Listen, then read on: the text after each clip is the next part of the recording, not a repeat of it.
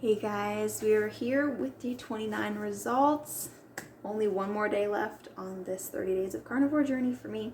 I'm gonna keep going with it, obviously, but only one day left for the 30 days in a row. So that's pretty exciting. I can't believe that a month has already passed. Today we're gonna delve a little bit, just very briefly, into food aversion, specifically any sort of meat aversion. So I haven't experienced this to a great degree. I've had a little bit, and so I'll just talk about that real quick, and then we'll get into some tips for what you can do if you experience this and what others have done that have done carnivore for a lot longer than I have. Today, and then there's been a few other days throughout the month where I just didn't feel especially like eating usually whatever I had just had. So like if I made pork ribs one day, there would be like another, if I had them like 2 days in a row, that third day I would just be done. Like, no, I don't want another pork rib. I am done with them. Or like if I had hamburger for 2 meals in a row for breakfast and lunch, I'm just like, I'm so done with beef right now. Like, I don't want any more. Like, I remember having a ribeye. I've only actually had one ribeye throughout this entire month, which is weird for someone on carnivore. But after having that ribeye, I can remember just, I didn't feel like having any more ribeye for a good long time. Like, I was just done with it. I still, like, I could go for another ribeye, but I definitely am not craving it. So my cravings lately have definitely been more carb oriented or lots of protein, but not high fat. I am trying to keep my fat content relatively high because I want my body to adapt and make sure that it's definitely starting to use fat as fuel instead of glucose. However, right now I'm super not craving the fat, guys. I just don't want it. But there's a couple of things that are still working for me. And so like today, I had some ground beef with some cheese and sour cream for breakfast. And then I had like between 1 and 2 eggs, just some leftover eggs that have been cooked up in bacon grease along with that.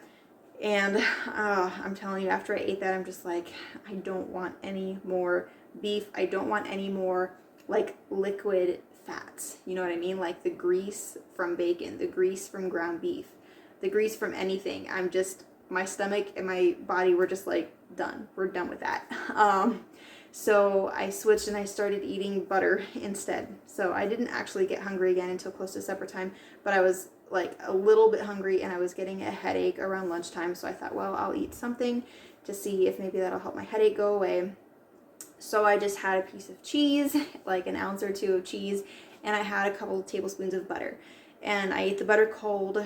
Eating it cold really makes it a lot more palatable for me. Like this morning, I literally even put my ground beef into the refrigerator for a little bit. Like I had heated it up because normally I do like it warm, but today I just didn't. I'm telling you, my palate was all wonky and weird. So I put it back into the fridge, let the grease on it solidify a little bit, and after that it was a lot better.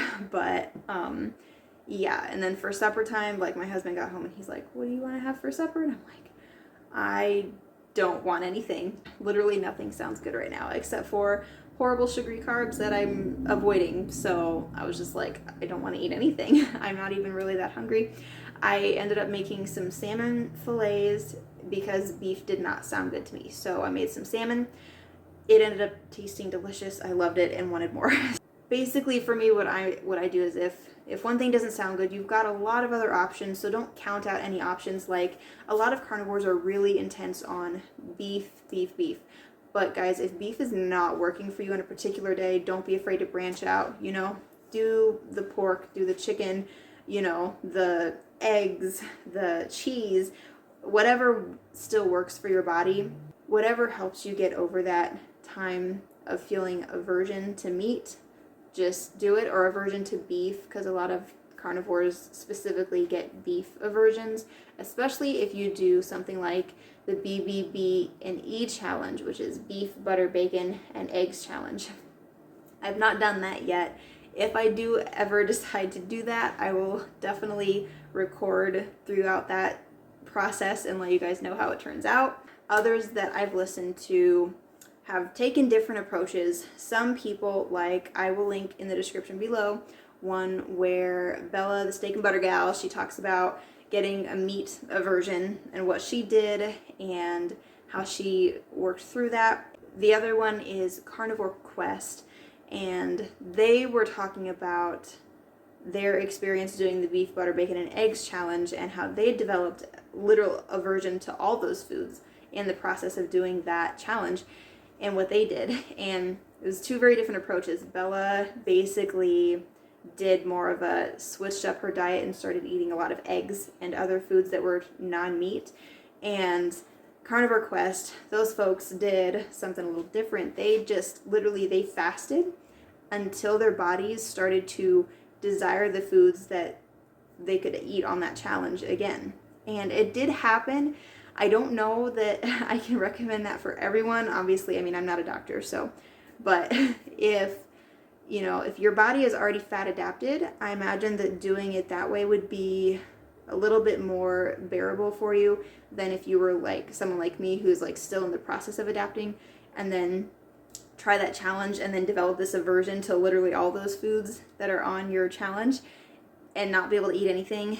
Like, that may not be the best for your body because your brain and your body are not adapted to burning the fat as energy yet, which means you might run into energy issues and other problems, you know, if you try and just fast until your taste for those foods comes back. So just kind of a warning, a heads up. I think the folks from Carnivore Quest had been doing it for a relatively long time, still like at least several months. They were probably already more fat adapted when they went ahead and just opted to fast through that meat aversion and through the food aversions. But I've not experienced anything where it's like super strong necessarily. Like, it's not like I couldn't take another bite necessarily. It just really, really didn't sound good. I didn't want it. I didn't want another bite of liquid fat at all. I mean, just no. So I just went with other options. I did the salmon, which is not very high fat, but that's why I added the butter to it. And throughout the day, I had, you know, munched on my butter.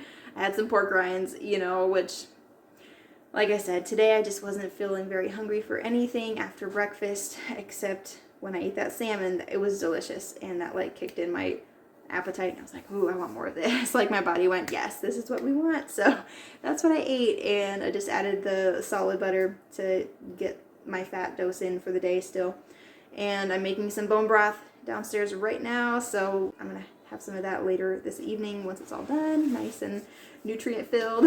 Looking forward to that. Bone broth at the end of the day is so satisfying. Like, I don't have it every day, but I have it probably at least 2 or 3 times a week, and it's so satisfying. Great way to top off the end of the day, especially if you're looking for something that's going to just kind of fill your tummy up before bed without being too super protein heavy, you know, as to where it like makes your digestion hard throughout the night, could disrupt your sleep.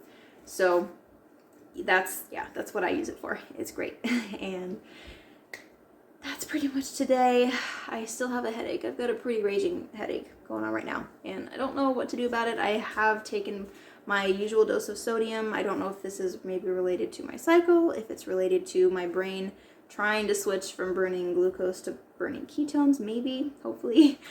But we will see by tomorrow. I almost never had headaches in the past, and when I did, they were usually gone within 24 hours. So I don't know if this might be related to hormones potentially, based on like my cycle and everything else. It's possible, but I should see by tomorrow and hopefully get a little bit of relief from that. My electrolytes seem pretty balanced. I was able to kind of get that worked out where I quit having some of the palpitations and other stuff that was going on. So like, I had palpitations and I thought my blood pressure was just a hair on the low side for me, for what it normally is. And then my heart rate was also a little bit high for me. All of my numbers were still in normal ranges, but I kind of had an idea of what my numbers were like prior to starting this. So that's why I say, you know, little low blood pressure and slightly high heart rate. Go based on what your norm is, and, you know, your body will adjust as well, and you know, you'll see changes as you go through this process, and once you come out the other end of it, your body should kind of get back to where its norm is, and you won't have so many of those differences happening in your body. It won't be all out of whack anymore.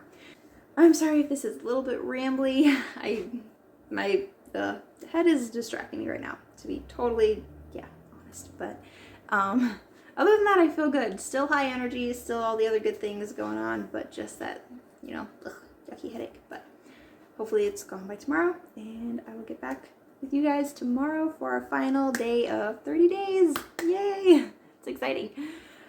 I am out. Bye, friends.